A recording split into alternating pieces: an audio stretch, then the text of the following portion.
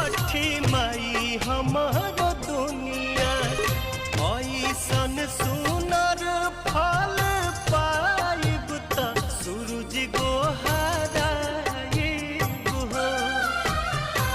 ऐसन सुनर फल पाइब त सूरज गोहाराइब हो।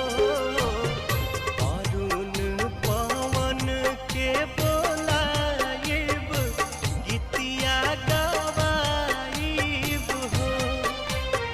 गोदिया में होई है बालकवा का अलग देवे आइब हो।